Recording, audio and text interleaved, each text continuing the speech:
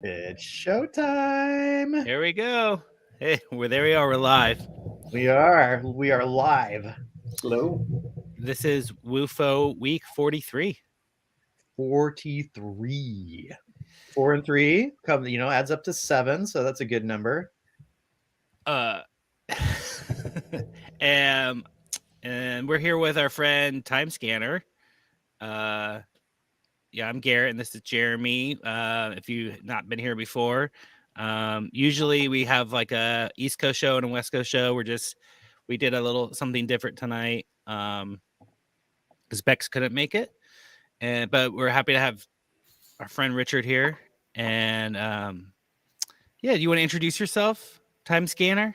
I guess. Hi, I'm Richard / Time Scanner. I do some tweeting, and I used to have a podcast. I'm considering bringing it back sometime soon, called The Infinite Now. It's a absurdist science fiction time travel show. I do a little bit of voice acting. I'm currently on a show called The Goblet Wire, which is a surreal microfiction show that I'm pretty proud of. Nice. And friends with these guys. Yeah. Yeah, we've known each other for we should tell maybe after the contact session we can go into the we can talk a little bit about early clues. Yeah, we should talk about that. That'd be fun. Yeah, is that secret? Can you talk about early clues online? I mean, I think it's okay. With this crew, this is these are some solid individuals who come out to WUFO every Wednesday. So I think we can talk a little bit about early clues. Cool. I mean, my experience of meeting you guys was pretty good. It was it was one of the weirdest meet cutes I've ever had. Yeah, so I think we were gonna do traditionally we do like a contact session, and this week I think that so everyone can participate in this if they want to, but basically we're gonna have a video. So you don't have to really watch the video, but there's audio associated with it that is a recording of Jeremy from a previous WUFO kind of leading us on a guided meditation. And what we wanted to do is try it again. And have everyone, if they want to, close their eyes and follow along with the meditation. And just note the things that you see, and then we'll just talk about it afterwards. I don't know, Jeremy. No, yeah, I think so the guided meditation thing, it kind of came out of the blue originally because I'm taking a class and the instructor did one that day, and I was like, oh, this would be a cool thing to do for WUFO. So it was just kind of like a spur of the moment decision to do it, and it ended up being really popular. People really liked it, and so we thought we'd try it again, but I'm not quite it was so spontaneous that I don't know if I could recreate it yet. I need more preparation to do it live again.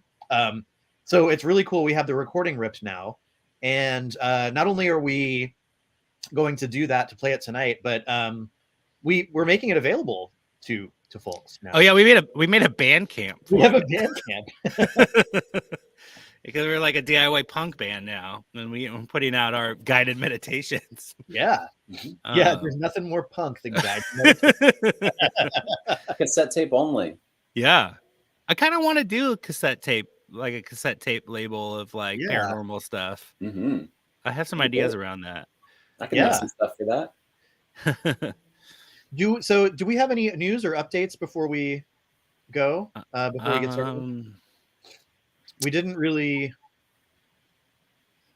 I think. Well, there's the side quest, of course, which we highly recommend everybody doing. Before we went live, we were talking about, to those of you who are just tuning in, we were talking about how the side quests that Madeline puts together are starting to come kind of full circle because it's almost been a full year.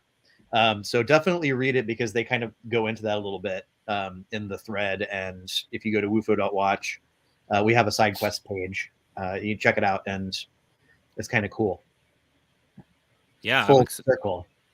Yeah, I feel like it's really useful. It's been really useful for me to learn the stars, or just beginning to start to learn them, Mhm. and pay attention to them. So I encourage people to follow what Madelin's doing. It's pretty awesome. Yeah, definitely. You know what it reminds me of in a way is, when you're doing like a permaculture design, if you're doing it like perfectly correctly, you're not even supposed to start designing it, Oh, right. designing a landscape until you've observed the landscape over an entire year, so Uh-huh. you can see what happens during all the seasons. Right. So I think that's kind of an analog. Like It, now, if you're going to design a landscape in the stars, we're almost there.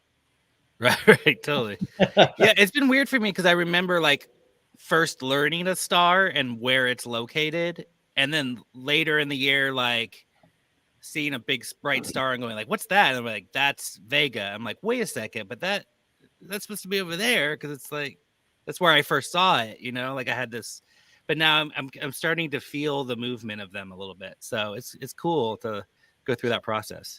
I feel like living in the Pacific Northwest, where it's overcast all the time. Yeah.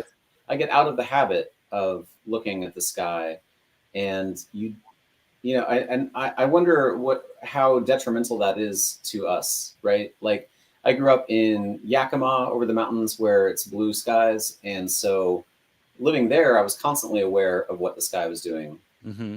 and go for a walk every night.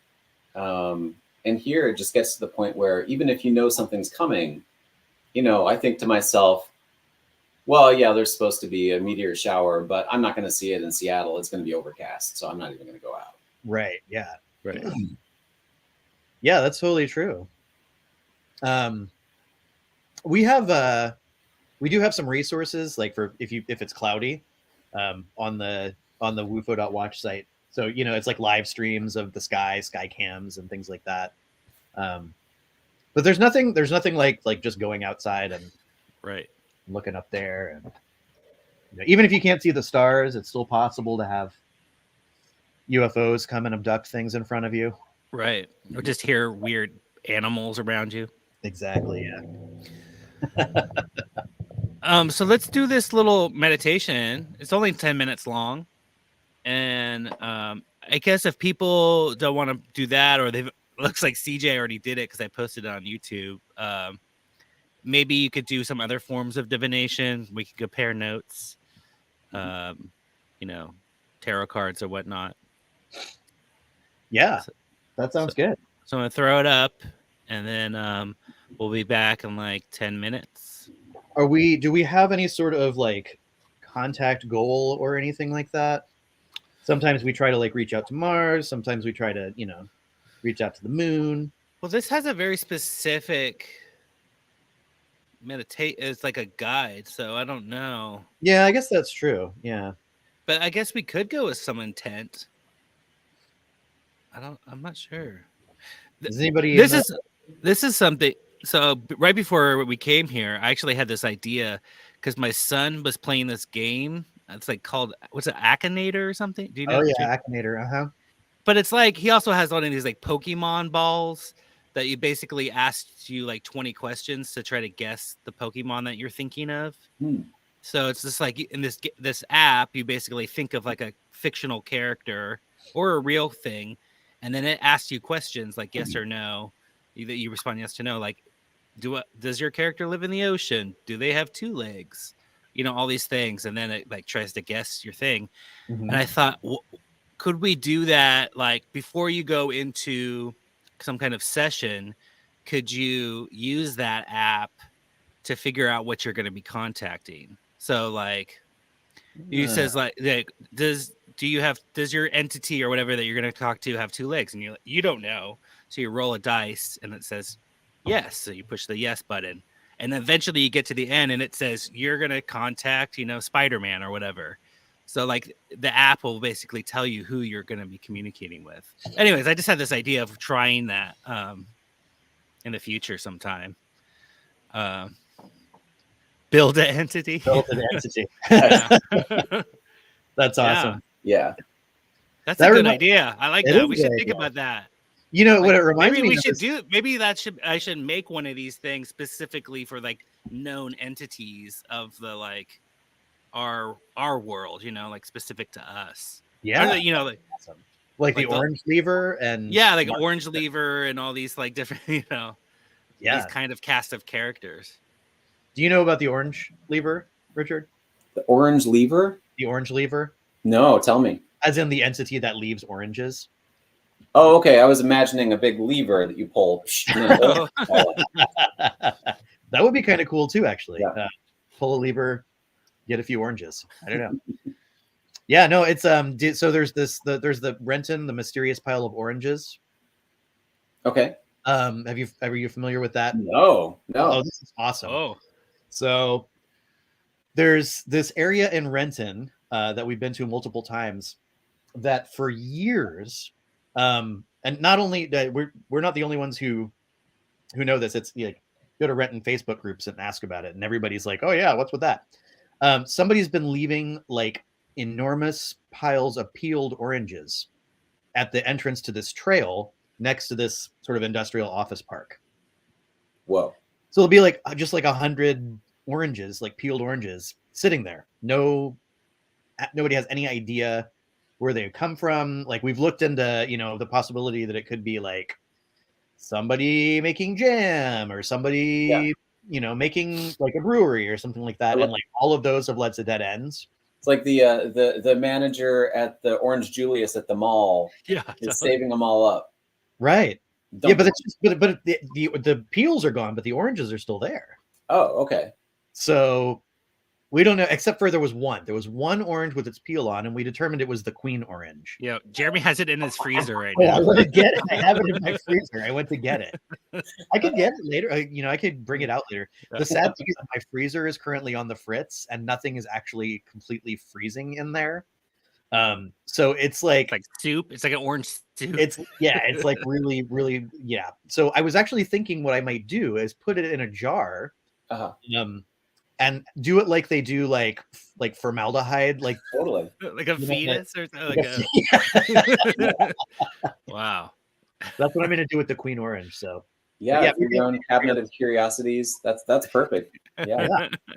So we thought maybe there might be something like leaving the oranges, and we did like a I can't remember if it was Dolly or like which one of the AI thing is, but we did a prompt and it came up with this creature that has since been dubbed the orange lever. And one of our friends also like she made a stuffy of it. So I'll have to see if we can amazing. Yeah. But the build an entity thing it reminds me. So we actually have this game that I play with my son where we get like an 8-sided die and we make a list, and like 1 is like head, and 2 is like wings, and 3 is tail, 4 is legs, etc. And then, you know, we roll the die and just draw like these fantastical creatures. Oh, that's fun. Yeah. I did something similar with my cousin's kids last summer. Yeah. That's really cool.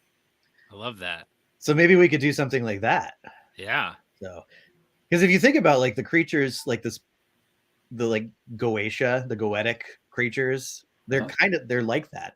It's like, oh, an owl wearing a crown with a snake's body and like goat horns. Like, yeah, I'm up for drawing some entities.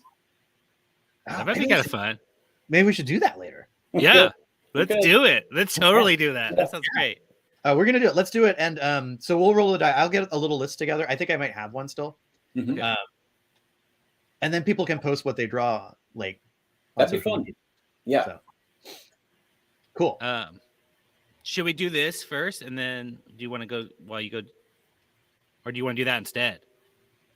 Well, I don't think we should do it instead. Okay. Let's do that. Yeah. Okay, I'm gonna put the meditation on. All right. Go down, and then we'll. That sounds fun. Let's do that. I love this idea. Yeah. Cool. Okay, here's the video, y'all.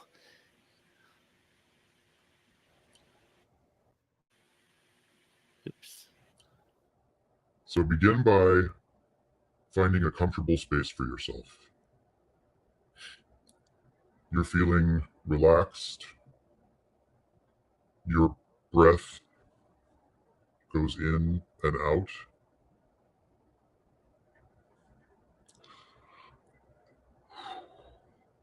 With each breath, you become more aware of your connection to the earth below you. You can feel it growing stronger with each breath.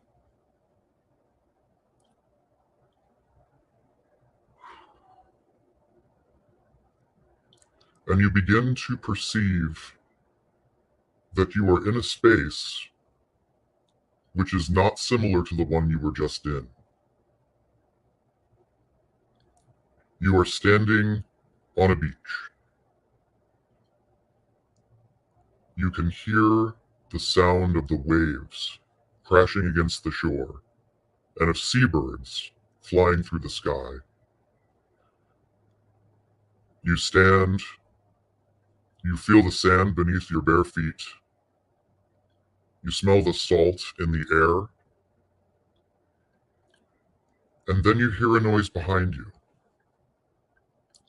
Turning, you see a friend. That friend may be a person, it may be a plant, it may be a spirit, an ancestor, an animal, but this is your friend. And they turn around and beckon you to follow them. You follow them on a path through the jungle, pushing aside enormous leaves with your hands. Finally, you and your friend arrive at a building. You stand before the building.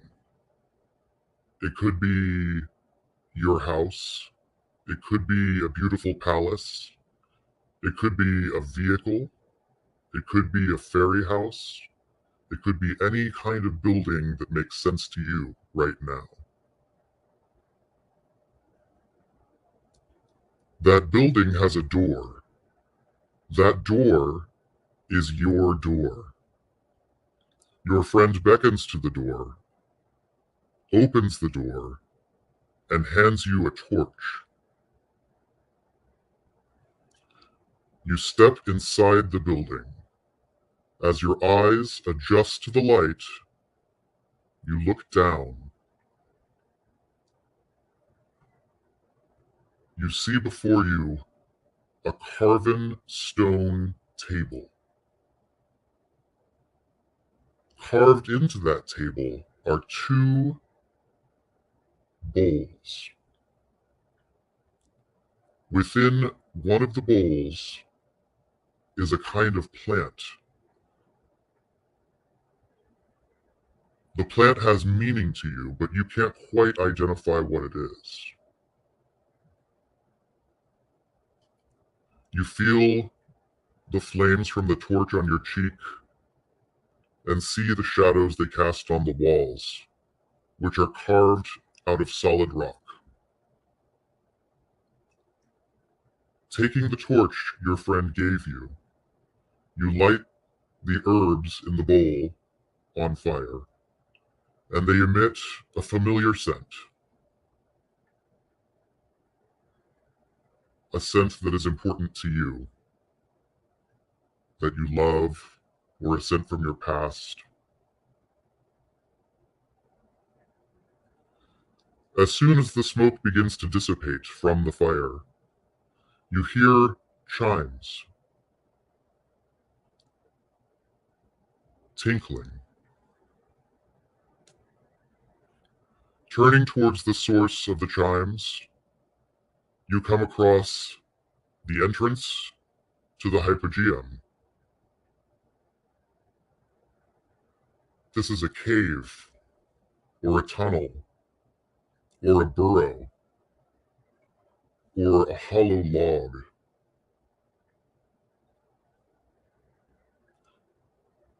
Moving towards the tunnel, you find the way blocked with cobwebs that you can feel brush against you as you move forward. You push the cobwebs away, and look down, and you see stairs descending into the passage. Taking the stairs to the bottom, you now experience what you are meant to experience here.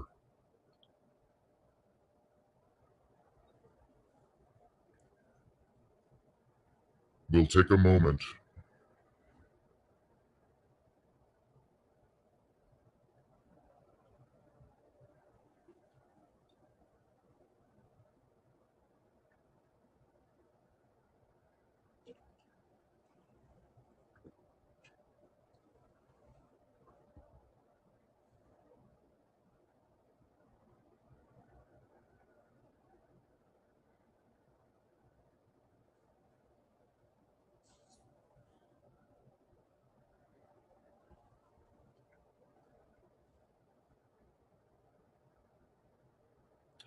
you begin once again to hear the chimes behind you up the passage.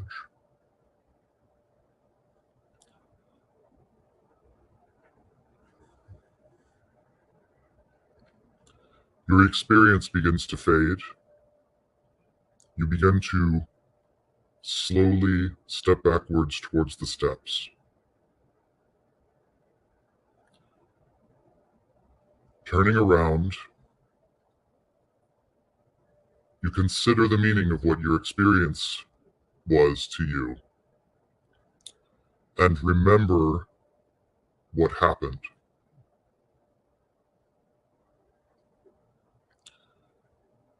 You take a deep breath and still smell the scent of the burning herbs in the chamber. Walking out, you see your friend.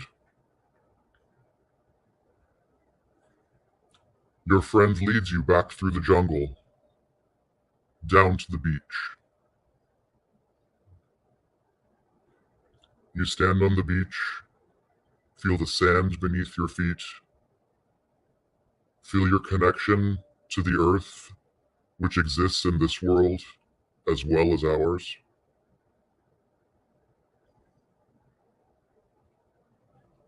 And slowly begin emerging back into the present moment in this room. Breathing in and out. And in and out.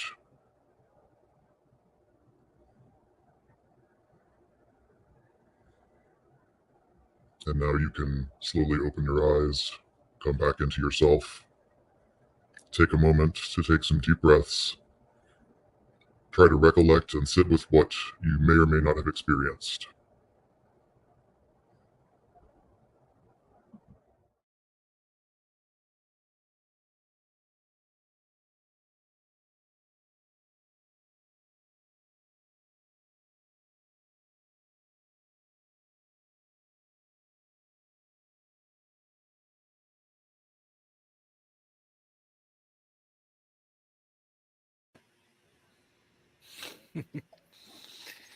Good. Thank you, Jeremy. Yeah. I went like- like deep under. That was intense. Yeah. The Pitch down. the pitch down, yeah, it adds an extra level of Someone said this is freaky. Yeah. I don't know. Yeah. yeah, that Marine. Yeah. Karen is here too. Hey, Karen. Good to see you. And I see Tibber is here too. Hi, Tibber. Yeah. Yeah, I thought it may just like depersonalize it from your voice or whatever. You know, just like it's something else leading us. Yeah. It was that was fun, man. It's so interesting too because that's the exact same one we did a couple months ago, but I had a totally different experience this time. Like totally, you know, different things happened. So, Wow.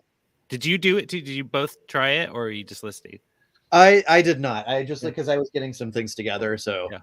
No, but I mean it's very because that's the hypogeum. That's the method for entering the hypogeum, where Anthor is. So it's something I actually do on a regular basis. Good. Yeah, that's pretty cool. Yeah, does anybody feel like sharing anything that they might have experienced during the? Yeah, I would love to know if anyone else tried. Did you do any? Did you try it, Richard, or did you use? I went I went like into a hypnotic state right away. So I don't know. I think I kind of lost it. Uh-huh. It's okay. So I'm not sure what happened while I was under, but yeah. That's awesome. That's really interesting. So Kai's friend was a Sasquatch person. That's cool. I love it. Yeah, it's I like listening My to. coffee mug is a Bigfoot foot. Oh, that's awesome. That's amazing. I was on the beach over in Ocean Shores, and then I met a seagull friend, and I ended up on these dunes that I remember. I had this memory I forgot about when I was a college student in Arcata. I got really drunk on the dunes and I got lost. Like I fell down into these like big kind of like tall grasses, and like I was totally lost. But it was right next to this all ages club, and I eventually found it, and that's where I wound up. The only other thing that was interesting is when I actually going into the hypogeum, hypogeum. I can't say it. Hypogeum. Yeah. Hypogeum. I've still never heard somebody who knows actually how to say it out loud. Yeah. It felt like I was in a lava lamp. It was really cool. It was like all Yeah. oily and like it was a really weird feeling. Yeah, I think we should take this audio and re-script it a little bit, and like someone said like adding chimes and like kind of set it out, make it a sound experience a little bit too. It would be kind of neat. That would be really neat. Yeah. Do you want to? Do you have the Bandcamp link? We can put it up so that people, because like Emily was saying that she wants to try it again. Sure. Let's see. Bandcamp one is just your voice, which is cool, but I think it's just WUFO.bandcamp. WUFO. For some reason, someone has liminalearth.bandcamp.com. I don't know how that's possible. Oh no. I know. But if you go to wufo.bandcamp.com, you can, buy our patches for our crusty punk band. Yeah. And listen to our guided meditations. So check this one out. It smelled chocolate. Is that our snack of the evening? Oh. I don't know. Stone skyscraper, evenly spaced empty windows, and a single door at the bottom. The smell I got was 7-Up. Like when you're sick and you like it's like sparkling up to your nose. Do you know that smell? Totally. Or like kind of like touching your nose with the little popping carbonation. Mm-hmm. Yeah. The stairs disappeared into some mud, old mud, warm and primordial, submerged in it and felt rejuvenated. So spa day. Liminal spa. I like that. Maybe this is the direction we're heading here. Like we need a retreat, like a resort for weirdos. Oh look, Yule is here. Hello, Yule. Yay. Oh, well, nice. Hello, everyone. Janet pulled the 4 of Wands for her hypergeum. What else we had? We had a couple of other. Otis also saw a Sasquatch. Oh, multiple Sasquatch. Yeah. What's the plural of Sasquatch? Sasquatch. So, well, I don't know, but it's interesting though because last week we had tried to reach out to a potential Sasquatch that may have been throwing stones at Bex in Oregon. Yeah. Okay. So let's see what else we got. Well, this is interesting. Draping me with blankets and pelts. I know that seems like it's like you're getting nice. covered up, you're getting warm. I Yeah, don't know. nice and cozy. Yeah, coziness is good. It's a good season to be have Wow. things draped on you. Sarah pulled the 7 of Swords. Wait, is that what we got last week? The I 7 think of that was it 6 or 7? 6 or 7 of Swords. Well, it was both, I think. Oh. But I think the 6 was the big one, though. Definitely gave off Sasquatch vibes. Here, I'll pull something and see what I get. Oh, I get she's the Princess of Cups, basically. I love this deck. What deck is that? What's that? Oh, What's the deck? Oh, it's the Tarot of the Greek Magical Papyri. Okay. Which is like, so it's got like Greek gods, Egyptian gods, like Gnostic figures, and yeah, it's really really cool that way. Well, that's a good point from Ewell. Good. Bidding many show. Yeah, I attended a wedding once, and the bride and the groom, like the groom was, I forget exactly where he was from in Mexico, but in his culture traditionally, as when people got married, the bride and the groom would like go underneath animal pelts during the ceremony. Like that was their, like, and then when they emerged from the animal pelts, like they're married. wow. So that's kind of interesting. That is. Donning of the vestments.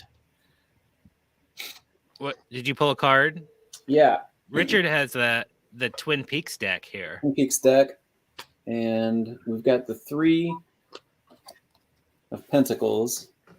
Oh, So, nice. Here you go. So it looks like the coins are the one-eyed Jack. Oh token. yeah, yeah. That's the bank scene from the bank season scene. 2 finale. Yeah. That kind of looks like the picture you had of Richard that you made. Oh, with like him. in the vault, the AI vault. Yeah. Oh yeah, you're right, huh? Yeah, that's kind of cool. Yeah.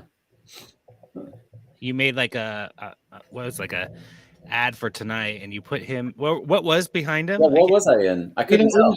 it was just like it's another AI image. I just did like our friend who lives in a missile silo or something like that. Yeah. An abandoned missile silo. And I just put it in the background and then just like drop your head in there. So Awesome. Good. yeah, you can say, it's on WUFO.watch if anybody wants to see it. It's kind of fun. These AI images are just like, it's a new like wellspring of interesting creative pursuit, I think. Have you guys been trying to make specific, or you just see where it goes?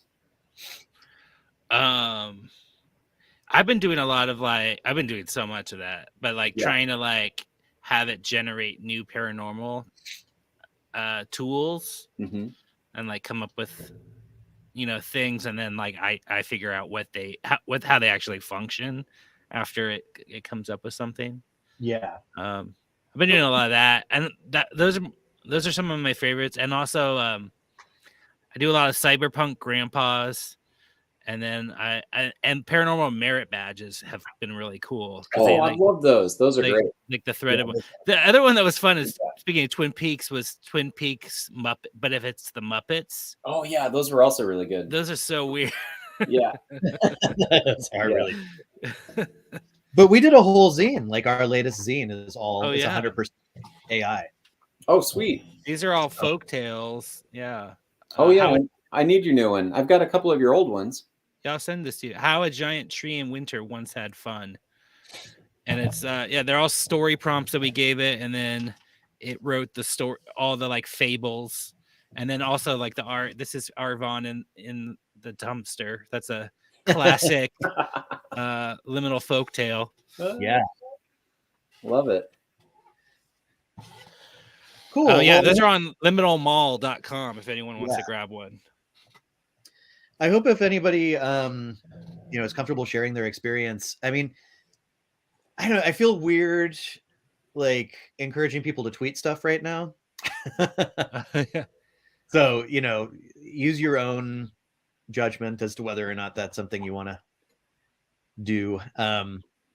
It's weird. It's like Twitter's in this liminal state right now where like it's depressing because things are terrible, but also it's hilarious because things are terrible. Yeah. It has been sort of it's been hilarious. I mean, it's such a shit show. But at the same time, I'm looking for what's next because I don't think it's going to be usable much longer. Yeah.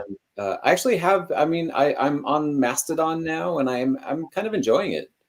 I don't have many friends on there yet, but it's a different vibe.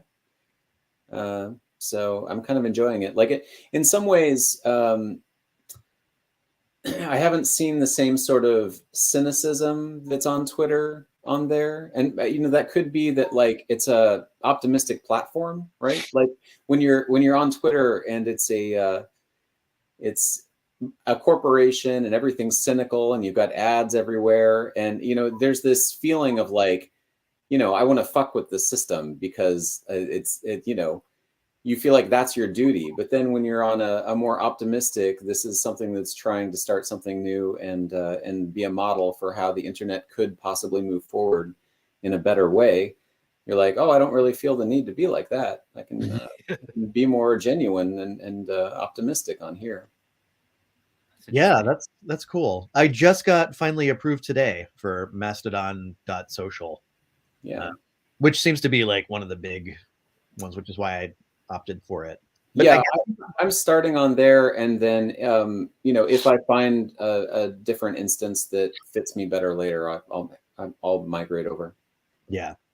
Is there a good, like, I don't know enough about it yet because I haven't used it enough. Is there a good way to like instantly find can you search by hashtag? Can you search by hashtag on Mastodon? Yeah, the hashtags work. Searching for people really doesn't work. Okay. So finding people is difficult. I'm wondering if we had a hashtag, just hashtag WUFO or something. Oh yeah, there is an app called Debirdify that people have told me about to help you find your Twitter friends on it. Oh, okay. But I haven't tried it yet. Yeah, I wonder if we could just like toss hashtag WUFO out there, and that way people who join can immediately. Oh yeah, totally. The hashtag, and we find each other that way. Oh yeah, that would work well. Sure. Little cookie crumbs. Yeah. Crumbs in the woods. Pretzel crumbs. Do you guys want to tell the story of how we met? Yes, let's do that. That sounds. Yeah. That's I think that's a good place to start because we have a couple stories. You've put some stories on the map. We can talk about that. Yeah. And I do have lots of cool stuff to talk about. Oh yeah. I've got my handbook. Jeremy, you want to talk about that? Yeah, what early clues was in that handbook? Yeah, I mean, it's so hard. It's really difficult to discuss what early clues was because it was really big. It was like, you guys put a lot of work into that. We did, and it wasn't just us. There were people at the Early Clues Corporation who, like Roger Holiday, who was the information. Richard S. Ryder, Richard Stallman's writer. Yeah. That was. Yeah. Yeah, and so you could still like if you go to on Medium, like medium.com, there's like and just search for early clues and you'll find like a huge amount of things to read. Essentially it's how do you explain early clues? Well, so maybe we should go back further. Maybe we should go back to the Shitty Biff Future t-shirt. You think that was? Well, where was that picture taken? Was that? Oh, that was at the Time Travel Museum party that we did. Oh, but doesn't that predate Early Clues? No, Early Clues was first. Yeah. Basically, I think of it as like a kind of LARP or something, maybe that like or just kind of it's like I don't want to say we're pretending to be this company, the startup. We're imagining the startup that had a bunch of technology where they were, like into entities rights and like creating kind of this like vaporware of, you know, real fake products that didn't really exist, but they wanted to exist, you know, Yeah. and they acted as if they existed. And some of the things that like Liminal Earth, the map, would be something that early clues would have made. Right. And so, like, you know, early clues is us actually doing the things that this kind of fake thing we made up. Mhm. And so we were on Twitter, like pretending kind of to be this company, and we put out a handbook, Mhm. and we And were the handbook is like crazy. It's like tiny print with like hundreds and hundreds of pages. yeah. Like this is a very intense, like the employee handbook for early clues was no joke. Yeah. And And- we didn't break well, you know, some You people didn't- like yeah, you did. we guys stayed didn't in break character as code much as at we all. could. Yeah. Yeah. And we were like kind of like we took on Burning Man and we pissed off Burning Man. And we wrote scripts to try to do the ice bucket challenge against them. Like we wrote a spell, and then it rained on Burning Man the first day, and we were like, that's when I was like, oh no, is this really working? Are we really creating like something that works? Because we actually took down Burning Man the first day. Yeah, and we went into CrossFit too. We went after CrossFit. Yeah. Like Jewel was there. You made you made the press release saying that you were purchased by Google. Yeah. Yes. Yeah, And- like by a automated robot that had purchased our company. Yeah, right, like yeah. we got a call from an automated robot from Google, and they purchased early clues. But that ended up getting picked up by like actual like tech Walt websites. Mossberg from the like Wall Street Journal, who has like Recode, did a whole article about it. Yeah. About like what's this company that Google just bought.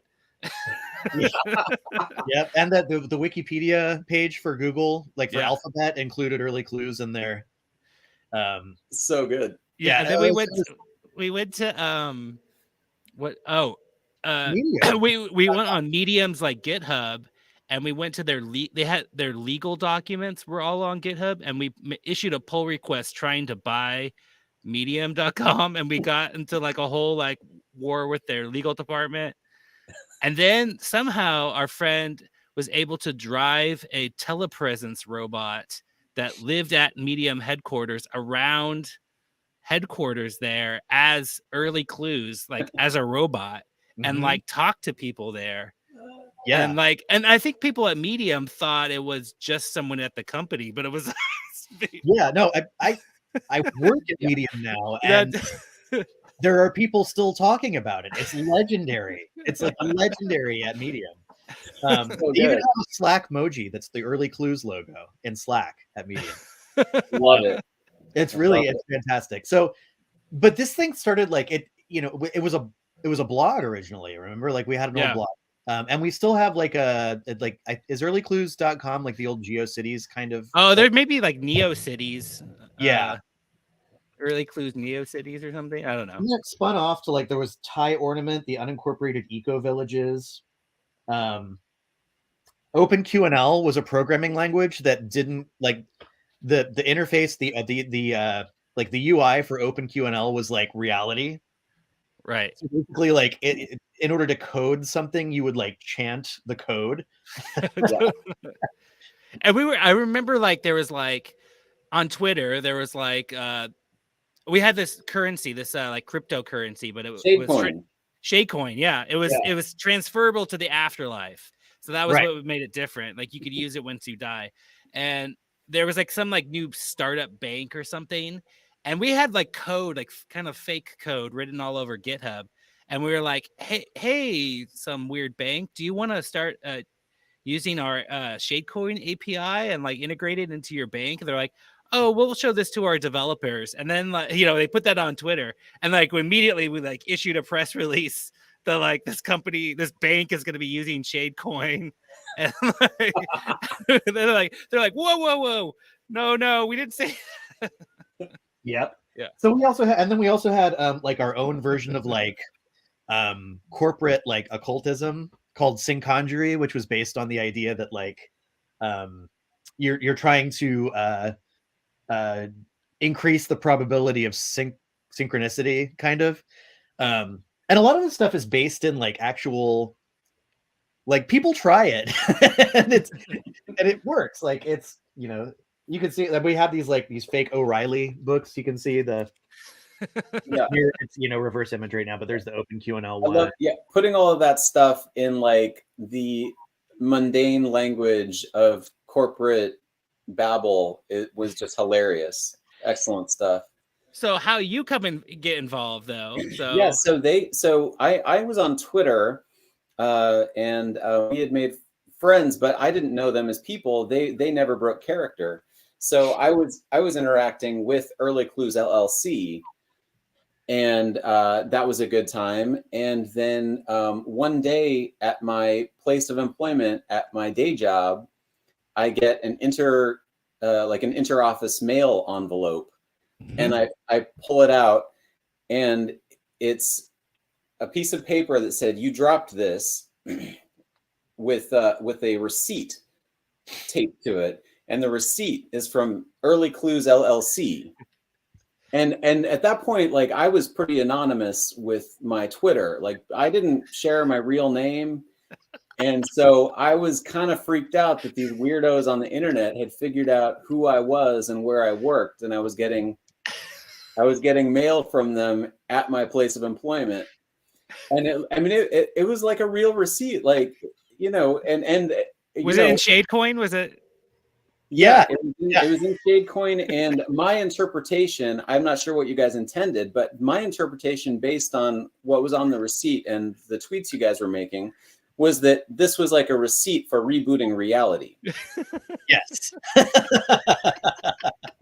And so I'm there being like, who the F are these people that know who I am? And then I'm also like, wait, is this an actual, maybe I rebooted reality? Yeah. I find myself in this reality with new memories, and this is the receipt from this transaction. And that's a very common reaction to people when they came across Early Clues. Like, is this real? Is like one of the biggest questions people always had. And maintaining that tension of like is that real? It was so like delightful to be able to influence like reality in that sense. Yeah. And as it happened, yes. So you want to? Oh yeah. So anyway, like, I was freaking out for a little bit, and I was tweeting about it, like, what the hell's going on? And then after not too long, I get a work email from Jeremy explaining that we worked together. We had been working together for years at that point, and I had no idea that he was Early Clues. Yeah. And I had only recently found out that you were Time Scanner. I don't even know how I found out. I think it was maybe an article somebody had written or something like that. Yeah. Oh yeah, actually my best friend found out that I was Time Scanner because I don't talk about Twitter with real life people. That's crazy. Right. Why would you do that? So my real life best friend, who I'd known since 6th grade, he texted me one day and was like, "I know who you are," because someone had written some article about my tweets and used my real name that I didn't even know that article existed. Right. But I had somehow found that article, and I can't even remember how at this point. And I was like, holy shit, that's the guy who works in the front desk on the 2nd floor. Like, he's a cool guy who would probably be okay with us pulling this. And so, thankfully I was right. But so good. That's good. That's the best. That's the best way to meet someone. Yeah. Yeah, and there's still Early Clues artifacts all over the place. There's some good stuff on archive.org. There's a couple of like newspapers that we made, and actually I think the video of the telepresence robot at Medium is still on archive.org somewhere. Yeah.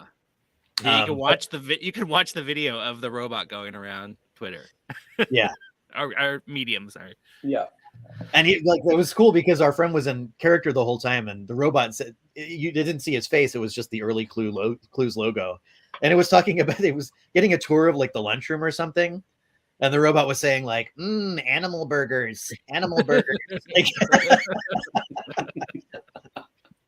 so, I dropped the link to the handbook into the comments, and I guess it's on sale right now on Amazon, which I didn't even know.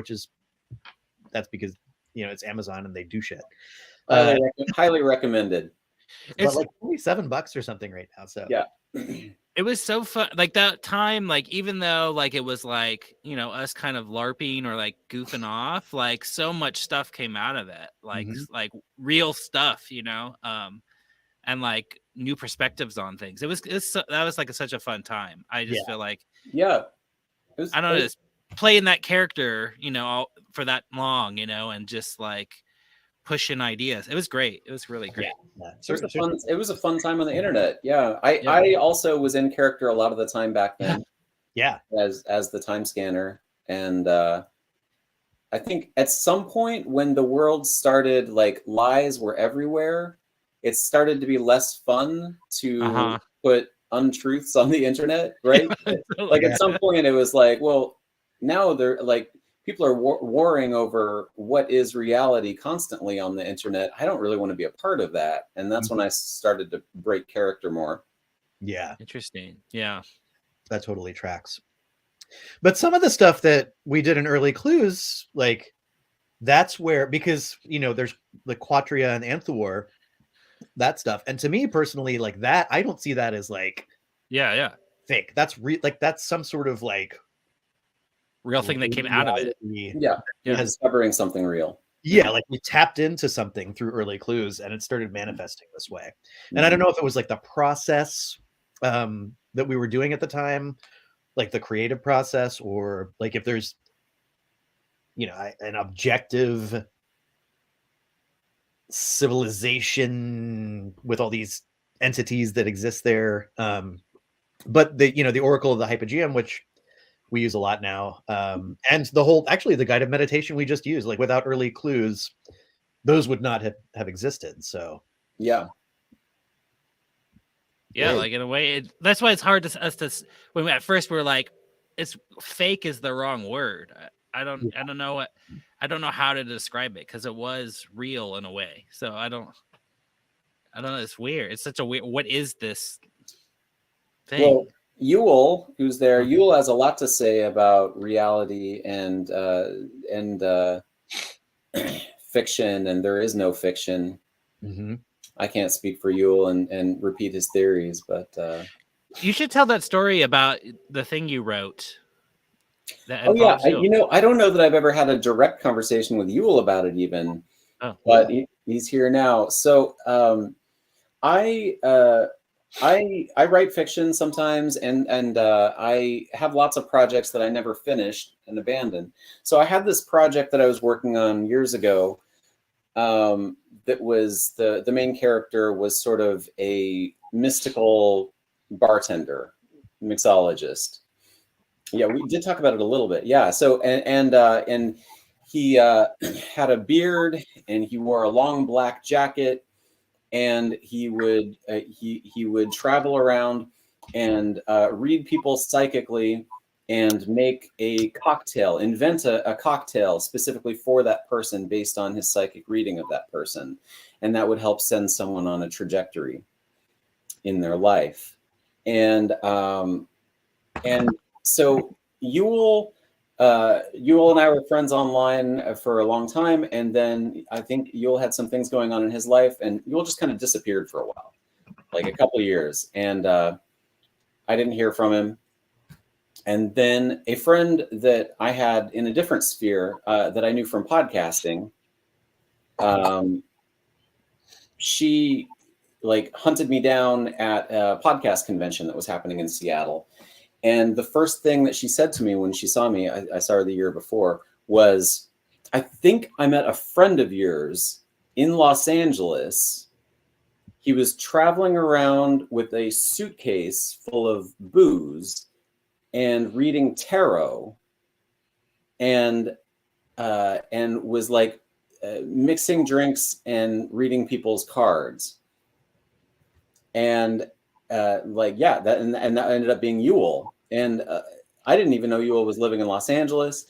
And Yule often wears a long jacket, and for a while had a gorgeous beard.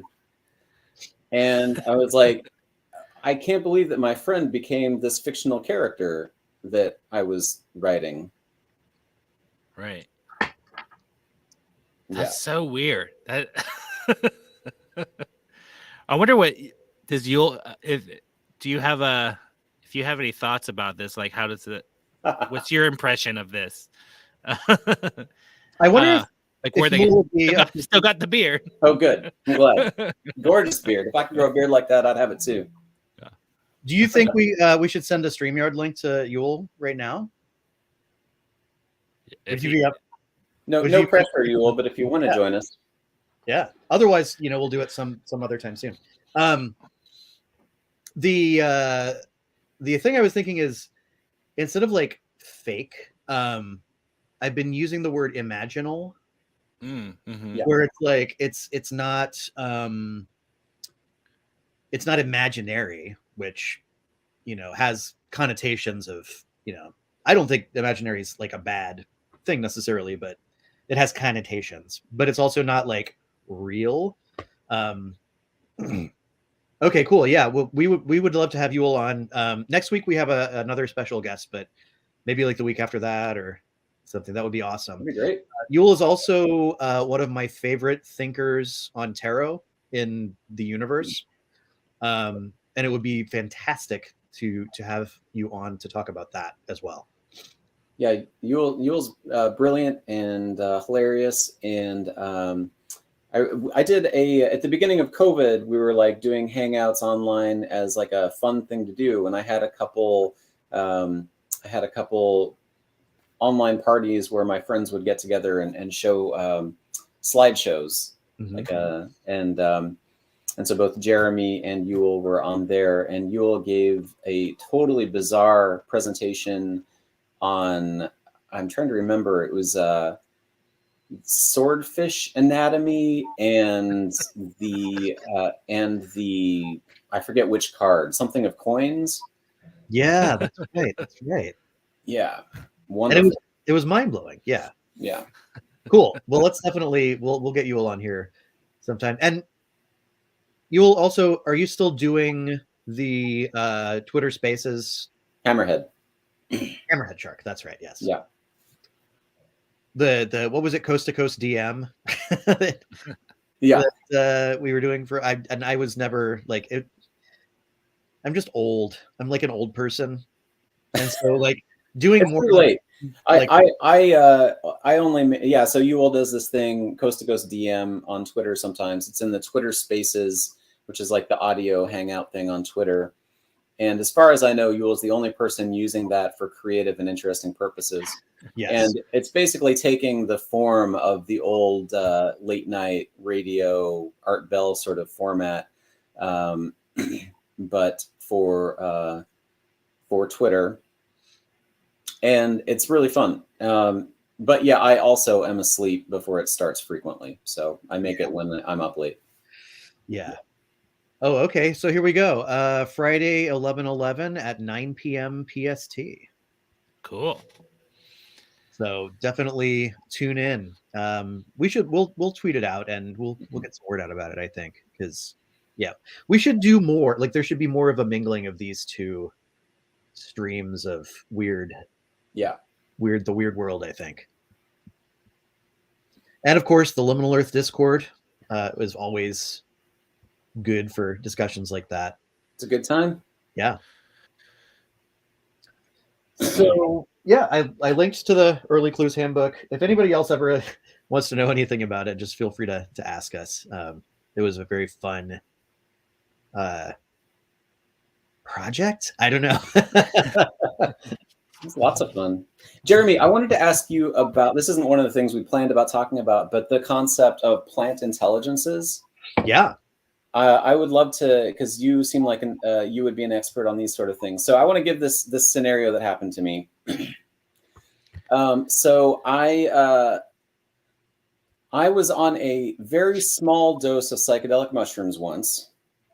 I use it for depression, and it's been great for me. I'm not giving medical advice to anyone, but it's worked well for me. And so I had enough to feel, but not enough to get crazy. And And I got this feeling like I was being contacted by some sort of entity. Mm. They wanted to get through to me stronger. And so they asked me to make a tea out of ginkgo biloba, and that would help them get through stronger. So I don't know anything about plants and their effects, but I was going through I was experimenting with sleep and dreams. And so I had different herbs that might affect that, including ginkgo. I read something that said that it helps you remember your dreams. Okay. So I made a really strong pot of tea out of ginkgo biloba leaves and drank it, and then suddenly started to trip really hard in a way that would not be appropriate for the amount of mushrooms that I ingested. And suddenly this entity, the information is what it called itself. Like I like sat down with a pen and paper and wrote for like hours, and it was like pouring out of me, and it was like I don't know. And then in the morning, I was like, that is bizarre. I can't explain that. But then I Googled, I was like, maybe ginkgo does something. And then by Googling it, I found out that ginkgo is a mild MAOI inhibitor, which would allow for chemicals to pass the blood-brain barrier easy. So this entity, the information, told me to drink ginkgo, and then the ginkgo made it so that it told me that it needed to get through to me clearer, and then it did after I drank this thing. I did not know this about ginkgo at all. It seems to me like this entity knew something about, and I don't know. But what are your thoughts on plant intelligence and how that may have affected that? Yeah, I mean that totally makes a lot of sense to me. Ginkgo it's a super interesting plant. It is the only surviving member of that entire plant family from like the prehistoric days. So it has no like living relatives in like species relatives. Because it was the perfect organism and it didn't need to evolve more, right? Apparently so, or something. I don't know, but something about it like survived everything.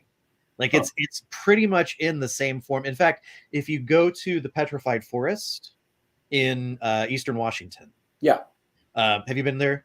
Totally. Yeah, near the Columbia River Gorge. Yeah. Most of those are ginkgo trees that are petrified. Right. Yeah. And so you have, and so I have like, so this petrified wood made of ginkgo. I wonder if there's like that same sort of energy there, that maybe if you had some of that and like put it under your pillow or something like that, that would be interesting. So yeah, there's like two sides of this in my brain right now. The one side is thinking like the plant entity side of things. That makes total sense. I've been doing a lot of work with like plant intelligences lately in a class I'm taking on like folk plant traditions of southern Italy. And so have you heard of flower essences? Have you guys heard of flower essences at all? So it's another kind of tincture, and it's a little bit more like woo than things I've been into in the past.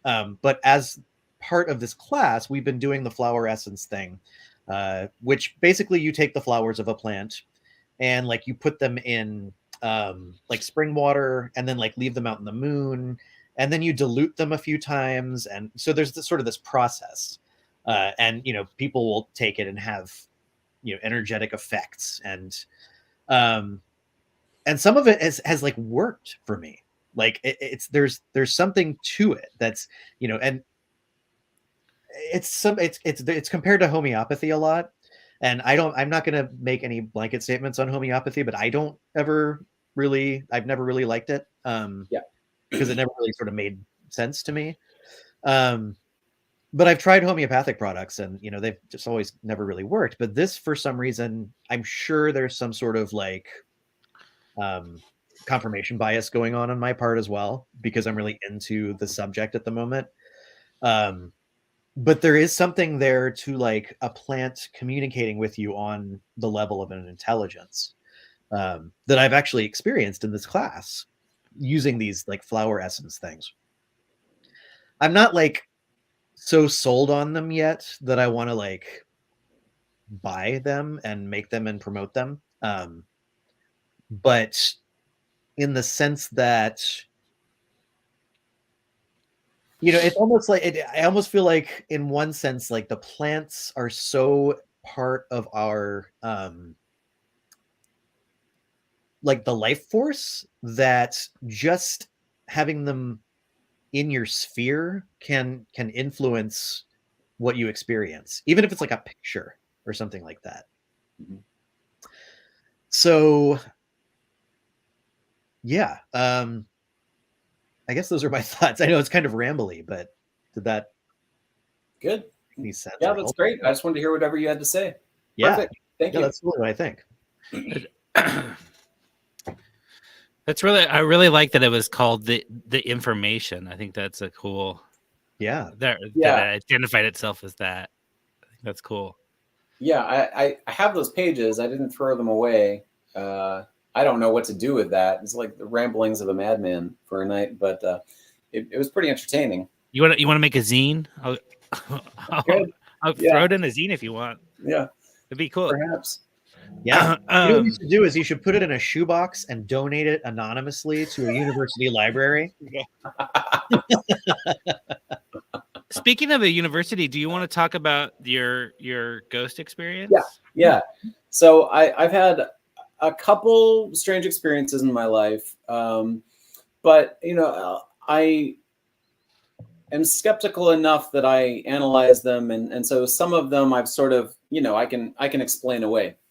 But I did have a ghost experience once, back when I was in college, that I can't really explain away.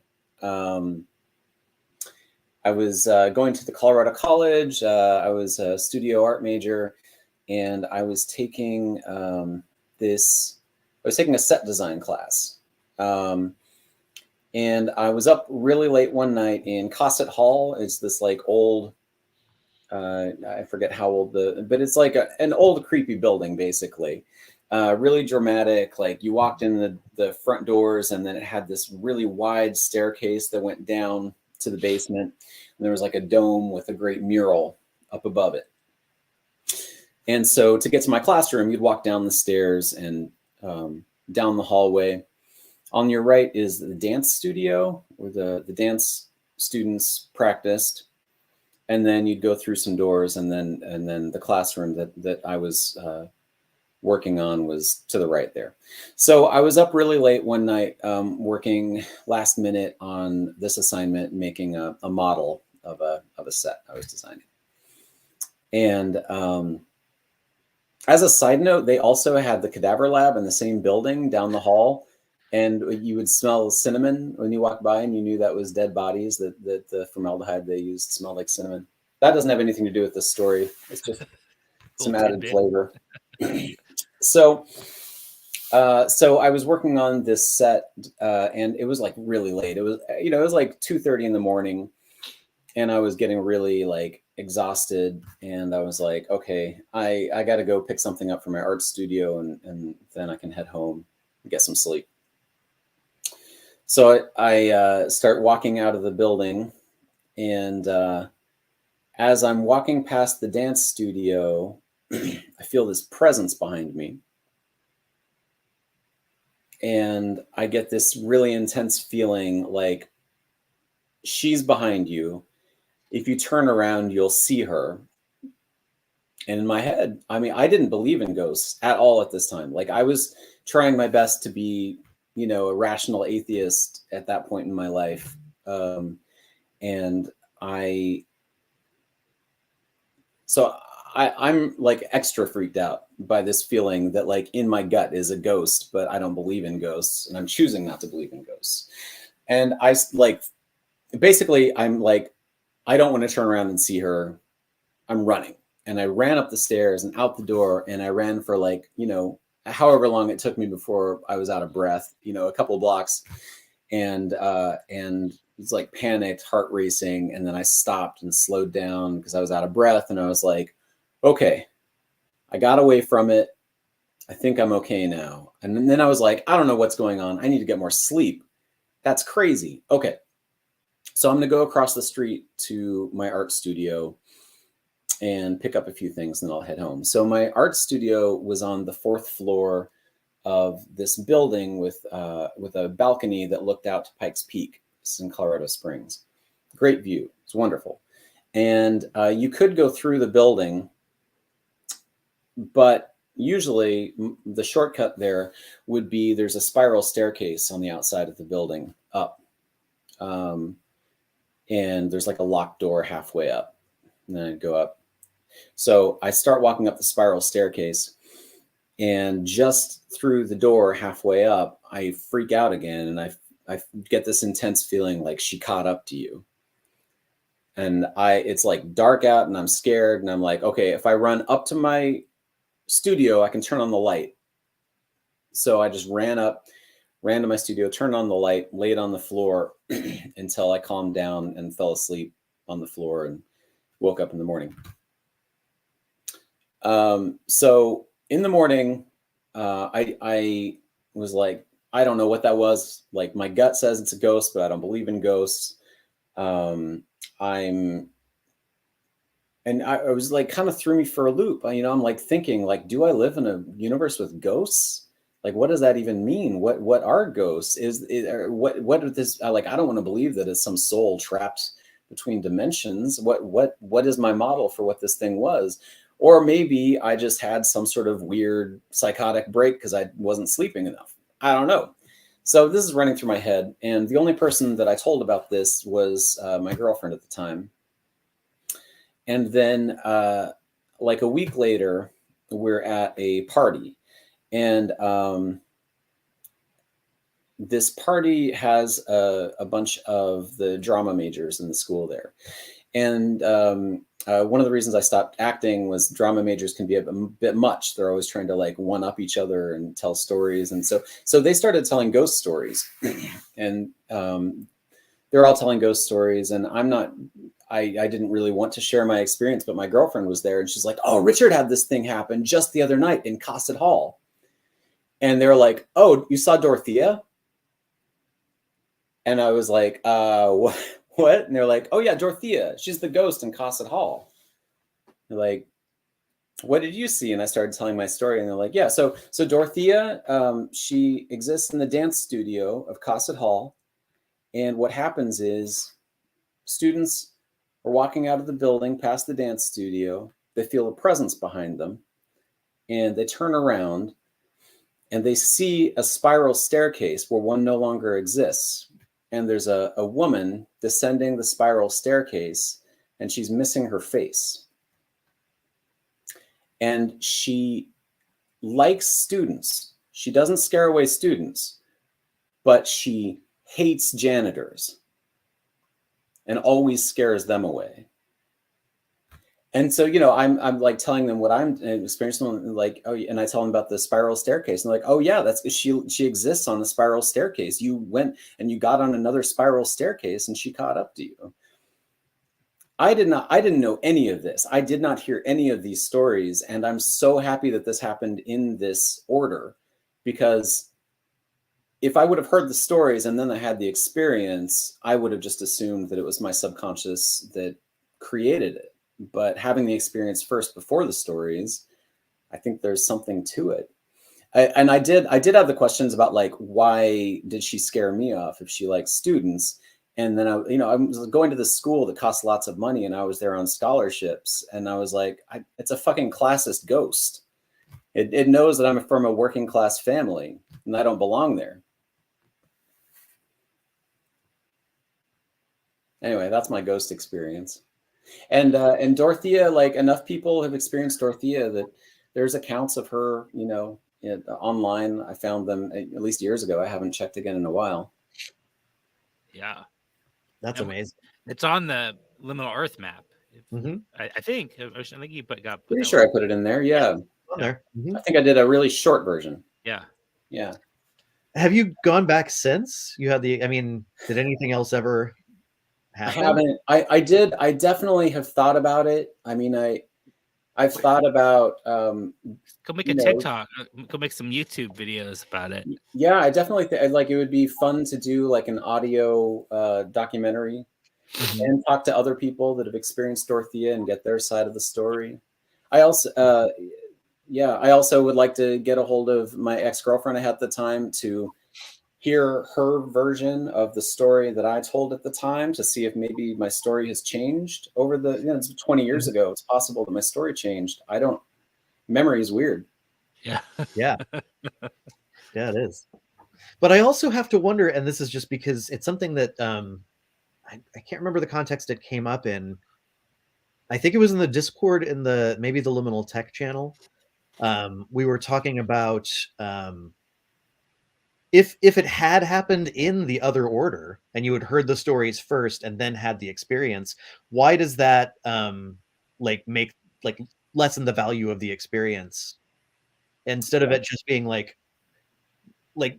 that to me is like it's okay, I think. You know what I mean? Like it's okay to bring the subjective point of view of the experiencer. It's not okay if you're doing like science or something. Yeah, but if you're doing science or if you're like trying to pull one over on somebody. Yeah. Yeah. But I think it convinced me because I was in an extremely skeptical phase in my life. Yeah. And I would not have put any stock in it if it happened in the other order. That makes sense. Yeah. So it was more of like a you thing. Yeah, that makes sense. Yeah, we talk about that though. And it almost comes back to like the early clues thing too. I was thinking of like how Werner Herzog views documentaries. As like they can like the true documentary never exists. Like every documentary is fiction because of the point of view of the director. Yeah. Right. But he like leans into that. But that's which is cool. And that's why sometimes you feel that way when you watch his documentaries. Like, is this real or is it not? Like it's because he's injecting himself into it. And to me, that's magic. That's you're creating a sense of reality that might not be there otherwise. Mm-hmm.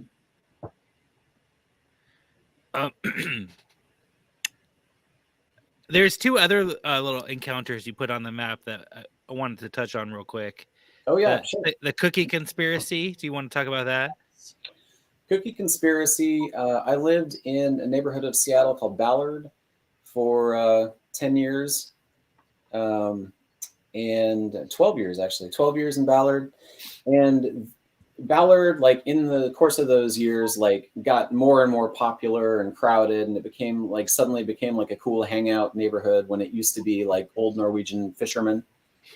And there was right across from the Tin Hat bar, there was this storefront that was there for that whole time that I lived there. That was like it was closed up with like a cardboard over the windows. And an awning that said the cookie conspiracy. And that's like prime real estate. Like there's no sense that like, why would that be empty for all that time? Someone would do something with that. And cookie conspiracy, what is that? And I want some of these cookies. I want to try these cookies. Yeah. It was like a legit sign too. That it was not like, something that was made at Kinko's. It was like a real blue awning. Yeah. Yeah. Yeah, it was, and it like, was this ever an actual business that sold cookies? Was it not? And you got the feeling like there were meetings happening behind the cardboard. You got a feeling like this building had a life and it was being used, but they never sold cookies. And I was always just fascinated by this, and I, like doing a deep investigative, dive into the cookie conspiracy, blowing it wide open. I want to know. But yeah, you haven't met anyone that that actually knew Yeah. what that was. Well, it's gone now finally, but I mean, it was like my friends in the neighborhood, it was a joke. Yeah, like cookie conspiracy. Like, what is going on with the cookie conspiracy? That's awesome. It almost reminds me of the hot dog room. Yeah, it's one of those places, the Philadelphia Hot Dog Museum or whatever. That's just like not on any maps, and like, is this is this open? Like, what is this? Or the Gotten Puffs, the pizza place in like out in the peninsula that someone went to, where they were serving this pizza and like these things called Gotten Puffs, and then when they came back, that place was not there anymore. It had like as if it had never existed. Yeah. Or the disappearing Rupert place. I think these are similar kind of these like halfway between a real business, right on the edge. Yeah. I love it. I love the whole idea. The other one is a time slip that you had, a little brief one when you were growing up in Yakima, I think, right? Yeah, Yakima was a place where lots of weird things happened. That was the town I grew up in. It's in Eastern Washington. They supposedly have a really high per capita UFO sighting, which also would make sense because it's blue skies all the time. So you're more likely to see the UFOs. We're not going to see them here in Seattle. Too many clouds. And there were other weird things in Yakima. There's like the famous Bigfoot footage, the Peterson Gimlin footage was filmed in. It was filmed by people from Yakima. I believe that the Arnold flight, where the term flying saucer was coined, was to Yakima. Right, like from Chehalis. That sounds right. That's why they have the Kenneth Arnold UFO party in Chehalis every year. Yeah. So yeah, there was one night that my friend and I, he lived sort of out in the country outside of Yakima. He had the neighbors had cows and would go sit in the backyard and talk to the cows, and then so it was late one night, and the only place that's open for food, basically it would be Denny's or Taco Bell, but that's in town. So we're like, all right, we're going to drive into Yakima to get some Taco Bell. It's like maybe a 25-minute drive from where he lived. And basically just when we got on the freeway, when we still had most of that drive to go, there's a flash of light. And my friend and I looked at each other immediately, and they were like, whoa, what was that? And then we look back at the road, and we're in town. And we don't have any memory of the rest of the drive getting from the country into town. That's so messed up. So I would freak out. Yeah, pretty wild. And then we got some Taco Bell. Yeah, that would soothe me, I think, probably. Now I want Taco Bell. I want some Gotten Puffs. I know. Yeah, me too. Yeah. I really want to know what that is, what those Gotten Puffs. That's one of my favorite stories on the map, the Gotten Puffs. Yeah. So good. We should have a food channel in the Discord. Oh yeah. Mm-hmm. So people could talk about that, or like just post recipes and stuff. That would be fun. Oh, totally. Yeah, let's do that. Do we want to try this weird drawing experiment? You got a whole thing. I found the for it. You feeling up for it? And if people at home, I guess, get some paper, writing utensils or drawing utensils. Yeah. So I should say, the only one I could find was 20. It was a D20. So I'm gonna roll a D20 for it. Should I read off what's on there first in case anybody else has any ideas for what else should be on there, or do you just want to keep it as it is? You're the expert. Me and my now 11-year-old, you do this. So we can use it as is if you want. Okay. All right. Let's do it. All right. Yeah, let's give everybody a second to find a writing utensil. So is there something that we're trying to uncover by doing this, or just like a certain like a thing we're trying to contact, or a thing we're trying to, like, what is this thing that we're going to end up drawing? I don't know. I mean, we do it for fun. So Okay. it could just be a goofy picture, but maybe if somebody wants to set an intent, it could be Yeah, I'm just like your resident spirit or something like that. What's your resident spirit's name again, Carrot, from last week? It's Hell Hell Hopkins, I think it's called. Hopkins. That's right. And I mine is think Thumper. Yeah. whatever being we create here, I'm going to try to dream about them tonight. Yo, that's a good idea. Excellent idea. Perfect. Yeah. Perfect. Yeah. That's a great idea. So if you're just tuning in, if you didn't hear us talking about it earlier, this is a list of, like, it's got like hair, head, eyes, ears, torso, legs, that kind of stuff. And there's 20 items, and I have a 20-sided die, and I'm going to roll. How many times should I roll, actually? 10? Yeah, sure. That help people decide how big and small to draw stuff. So I'm going to roll the 20-sided die 10 times, and then you draw whatever the thing is that it says. And at the end, you'll have this creature or entity. And who knows how it'll look, but it'll be really cool to see them. So after you draw it, post it, tag us, #WUFO on your social media account of preference. And we'll see what people's look like to each other. Yeah. And then maybe try to dream about them later. So, all right. Are we ready? I'm ready. Yeah. Okay. So I'll roll and then give a little pause so people can draw. Mhm. For 3 eyes. And it doesn't have to be eyes, it could be an eye. Good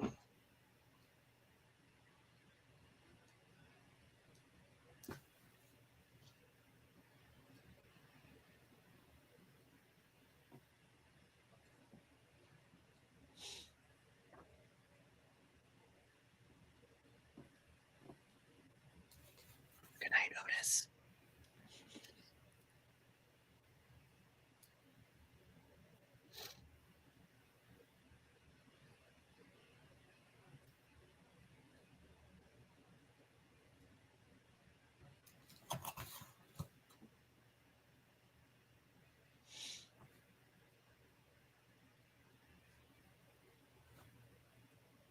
Let me know when you're ready. Ready whenever you guys are. Ready, Garrett? Yeah. All right, second roll. Appendage on the torso, like an arm of some kind.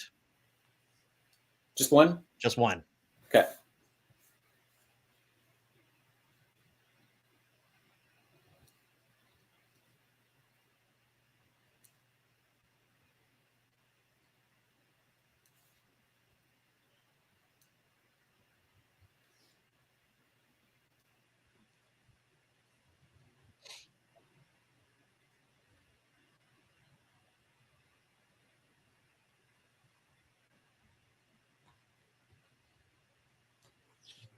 All right. Okay.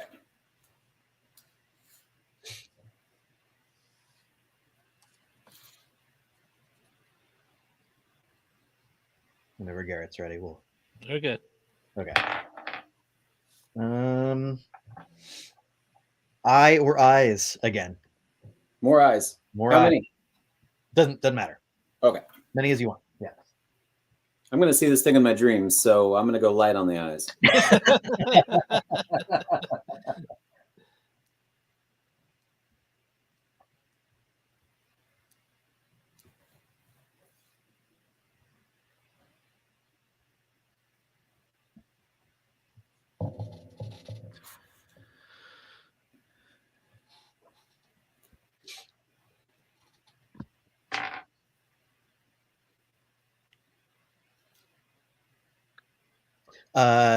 A foot wheel or something else that propels it forward.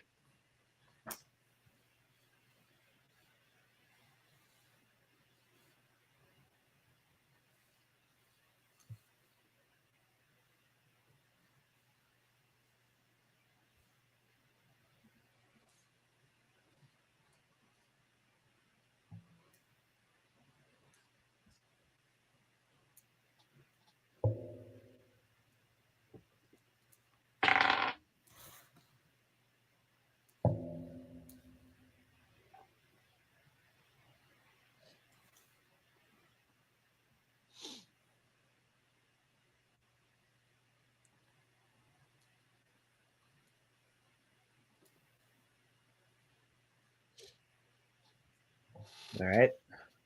I Yeah. already rolled. Torso. Torso.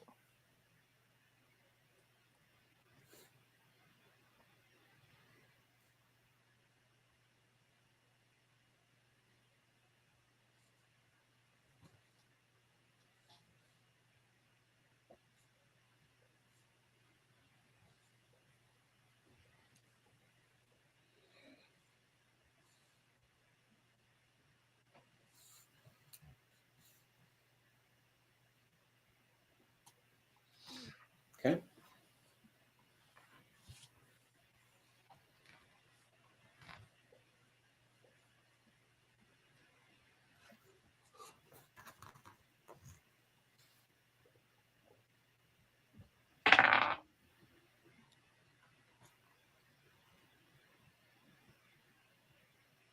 Garrett, are you up?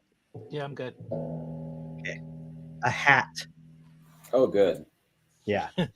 A hat man. Oh, great. The freaking hat man. You did this on purpose. You did this.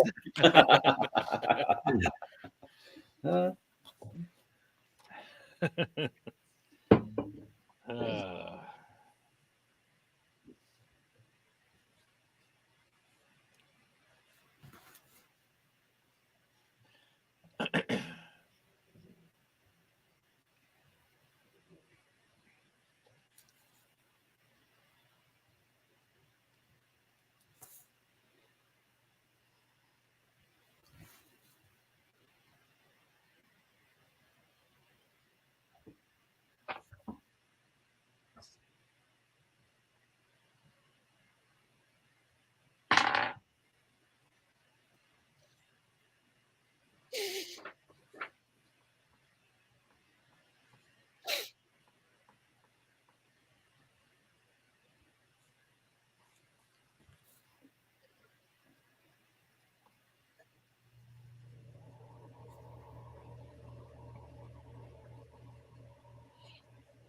okay.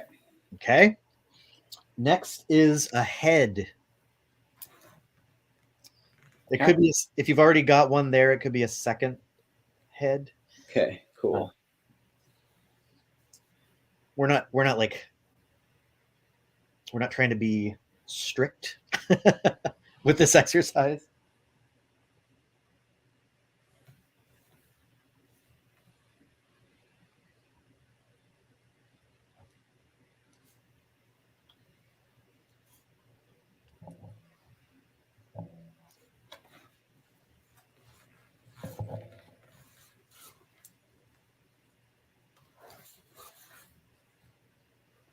Okay.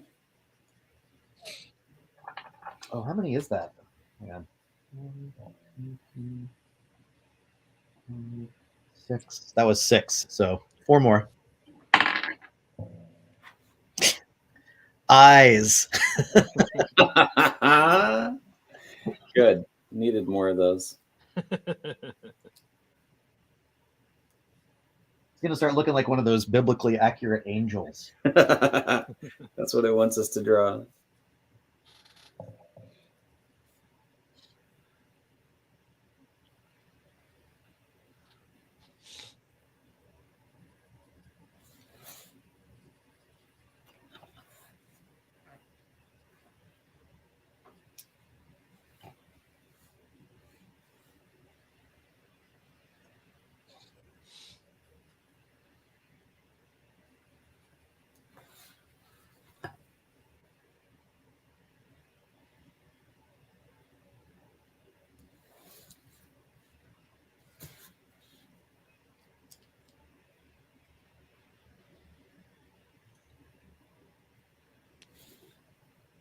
Okay.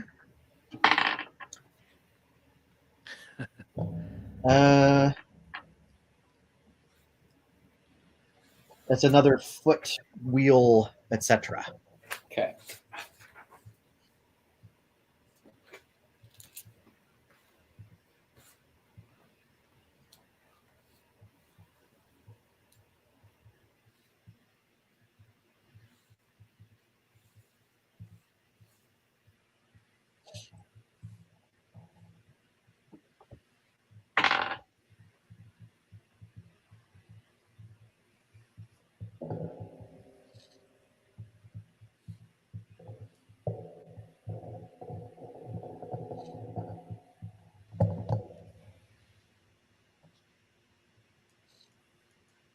Two more.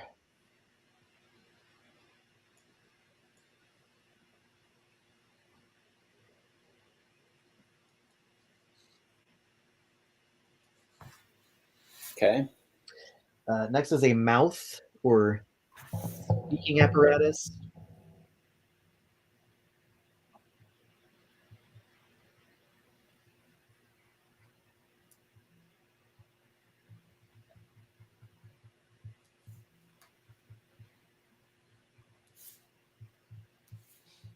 This reminds me of this book of like aliens from science fiction. It's like an encyclopedia of them that my son has from like the 60s onward or whatever.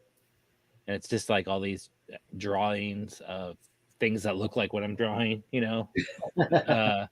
from science fiction. It's pretty cool. And it tells you the book that it's from, Good. this artist representation of it.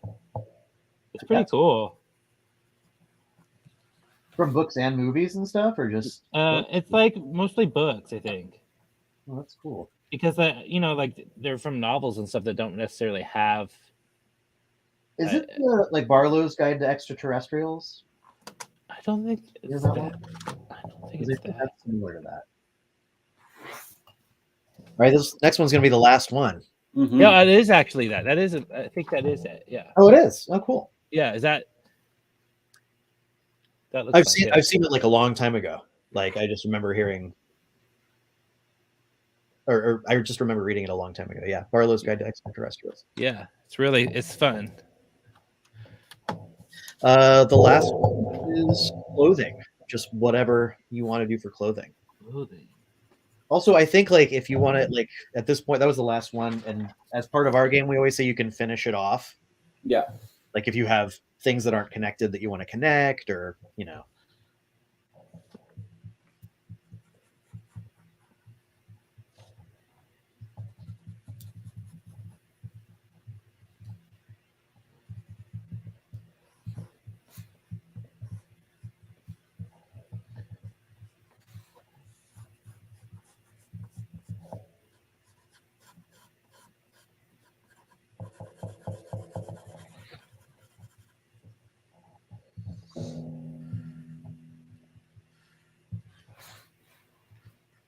It was a weird little thing, you guys. This is fun. It is totally fun.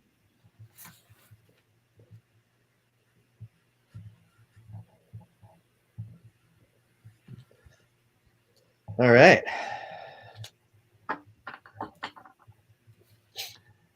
I'm really excited to see everyone's drawings too. Me too. Yeah, I hope everybody sends them out. Hashtag WUFO.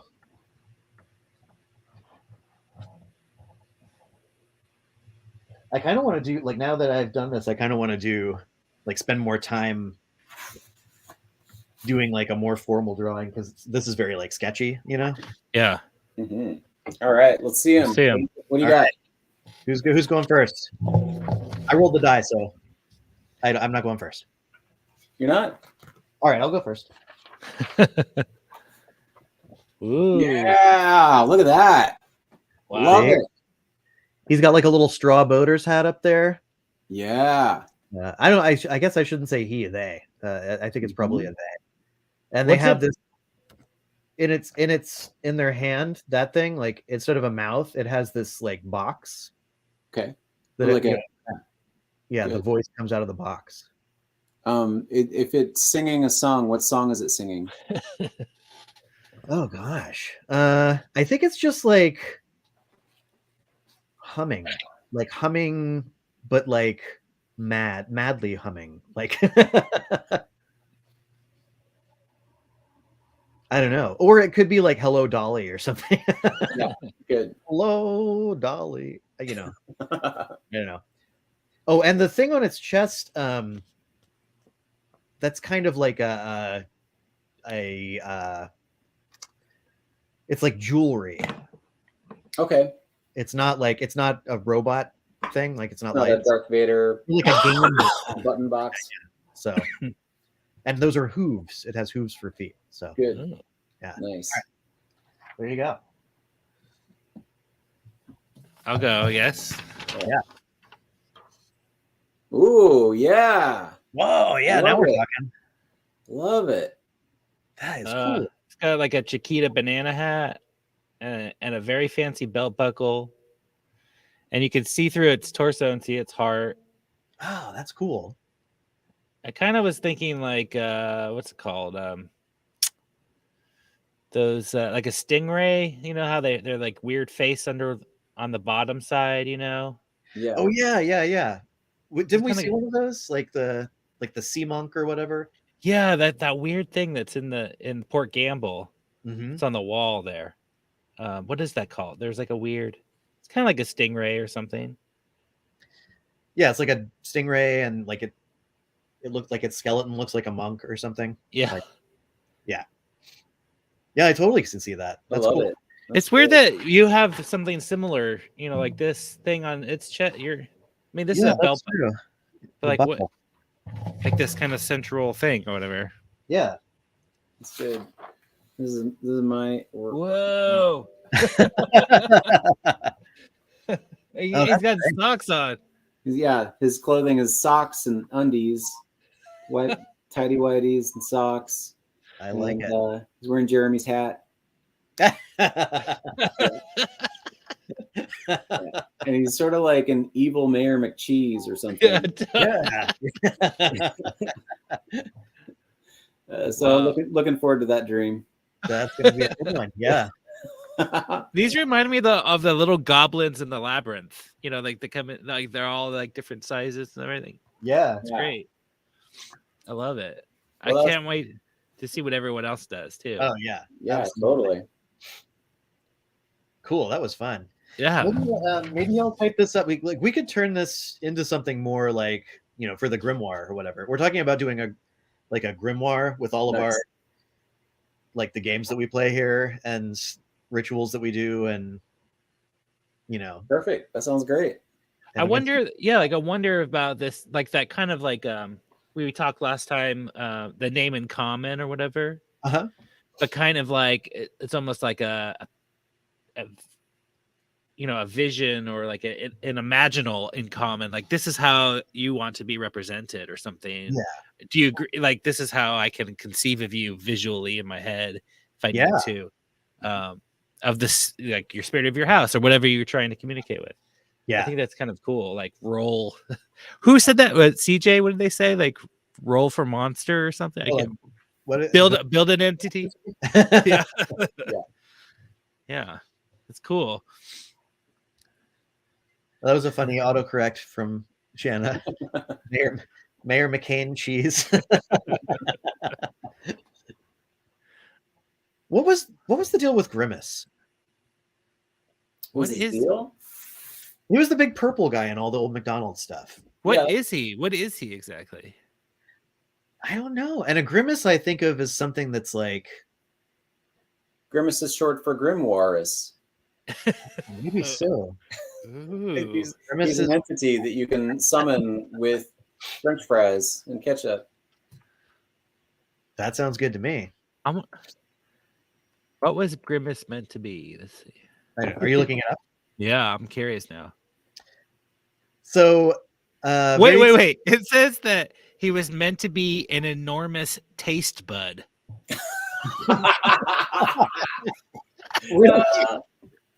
That's The terrifying. McDonald manager shares the truth about the beloved purple character. It's supposed to represent that the food tastes good. That is very early clues. That's not a giant taste bud. What? What? I have That can't no be idea. real. Oh my A god. taste bud. Oh my god. Okay. Wow. The things you learn. Why is he purple though? Okay. All right. I don't know. I've had some purple bud before that.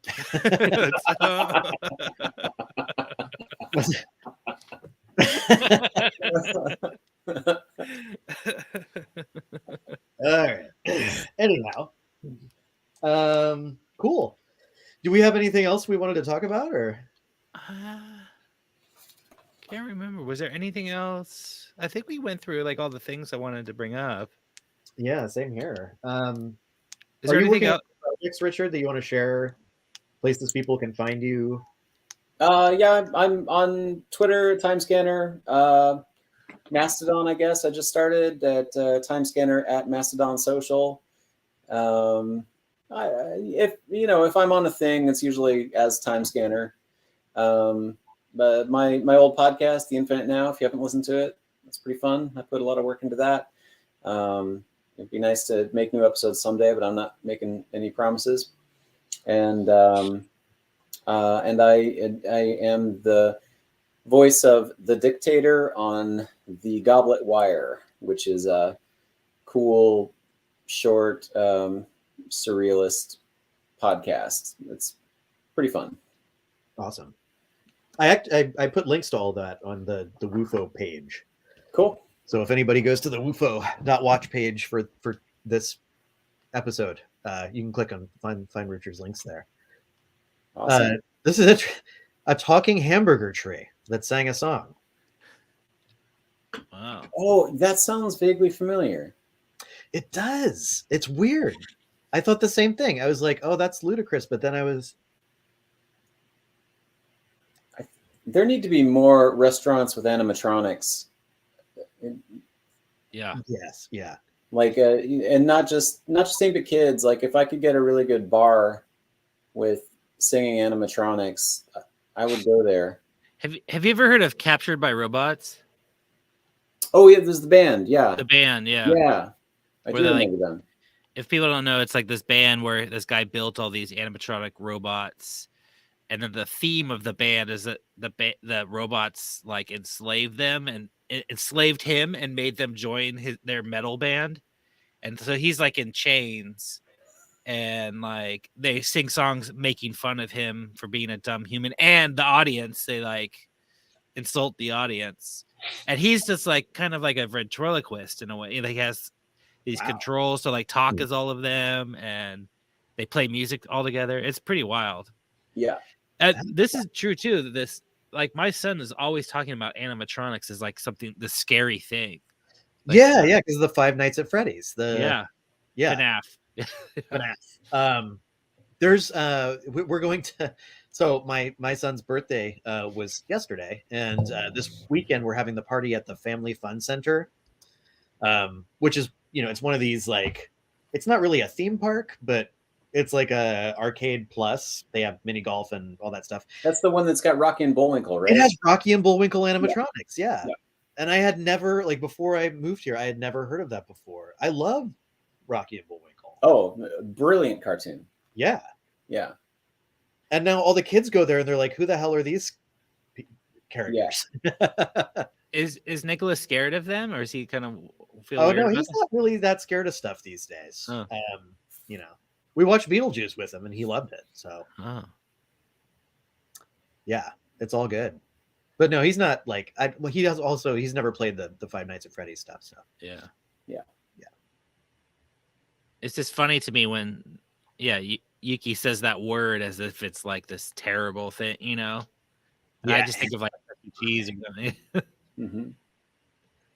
Maureen has the idea right there. Oh yeah. Oh man. We're serving Gatton Puffs. That's the band right there. Serving Good Gatton Puffs and hot dogs and pretzels, but no cookies. What instrument in the band do each of our monsters play?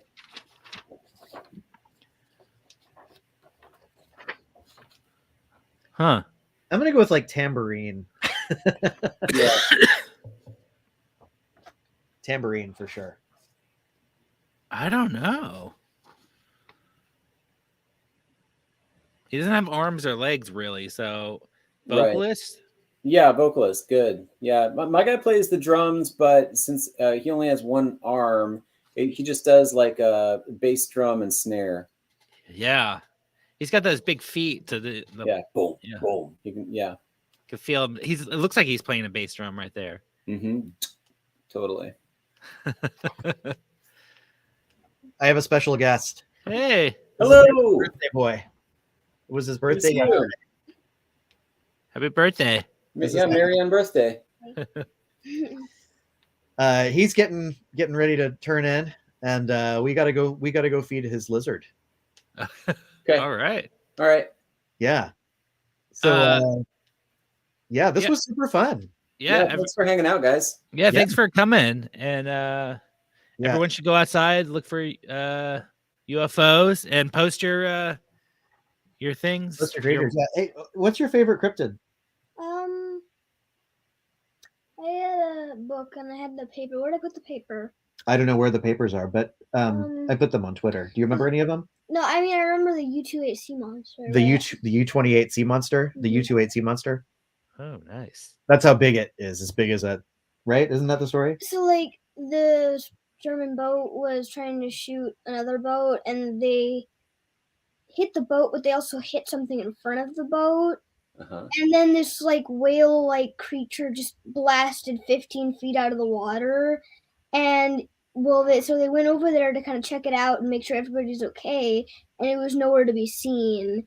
And so obviously they talked to a couple people, and lots of people are saying that it might be something like a mosasaurus or something, like a dinosaur or something that's supposed to go extinct. Whoa. That's awesome. Pretty cool. Yeah, good stuff. Thank you. We're super into cryptids and stuff. Yeah. Well, I'm about to shut down here, so I'll catch you up, and maybe you can say goodbye. And Yeah. Good Bye. to see you. all right, I'll catch you in there in just a second. Thanks for inviting me, guys. That was fun. Yeah, that was super fun. Thanks for everybody who tuned in tonight. That's always a lot of fun. We'll be back next week with Bex, hopefully, and Adler. Adler is busy with lots of school stuff right now. And Bex will hopefully be back with lots of new things to share with us next week. So. And we have a guest next week, Megan Elizabeth Trainer. That's right. And we're going to be talking about I can't even. It's going to be really cool. There's going to be experiments. She said she's going to teach us some electron spell. She does a lot of stuff with like bog butter and witch batteries and like history of witches on the moon. It'll be really fascinating. Yeah. She does a lot of cool art related to this, so definitely check it out next week. Yeah. Otherwise, can't wait to see your pictures, and have a great rest of the night. Step outside. We'll look up in the sky. If anybody sees anything or not, if you just want to say hi, give us a tag. Tag WUFO. All right. Night, everyone. Good night.